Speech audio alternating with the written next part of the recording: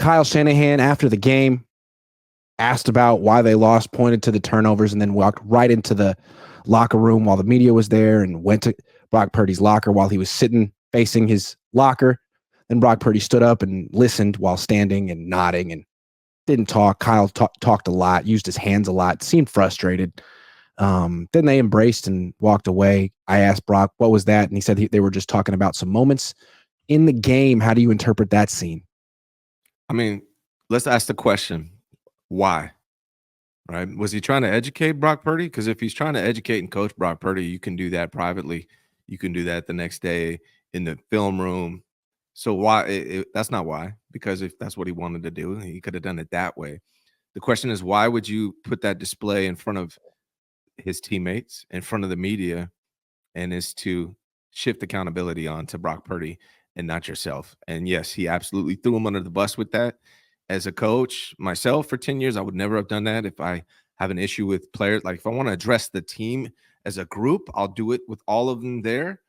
If I want to address a player, I pull them to the side and talk to them individually, not in front of their teammates, and damn sure not in front of the media.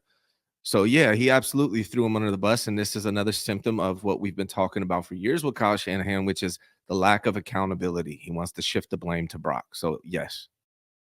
Yeah, and I think, he did this a couple of weeks ago to Brandon Ayuk with the shorts incident. He did it in front of the media, had this whole scene, gave us something to talk about. It went viral. Like, thank goodness for Brock, we weren't allowed to film this. Otherwise, there'd be millions of views on this right now. And they didn't need it. Kyle didn't need it. He got the point across. Like, a lot of the local media came to that game yesterday ready to crown the Niners. You know the things they were going to say if the Niners won the game.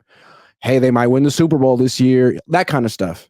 But then they lose and no one really knows what to say, because this is the game you got to come down hard on Kyle Shanahan. He just got out coached by Andy Reid again. And Kyle knows that.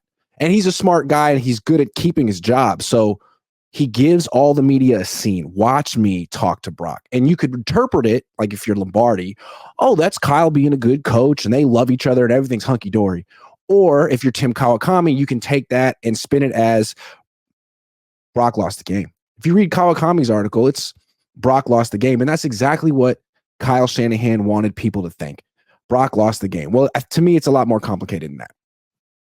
It is more complicated than that. Now, there's a lot of blame to go to Brock Purdy. Brock did, in fact, lose this game, right? But a lot of them did. But it's also on Kyle. It's not just on Brock Purdy. And that's the thing that's frustrating to me. Like, hold him accountable to the press, right? The press asks you questions about Brock Purdy and where he made mistakes and what he did wrong. Tell him the truth. That's fine. That's great.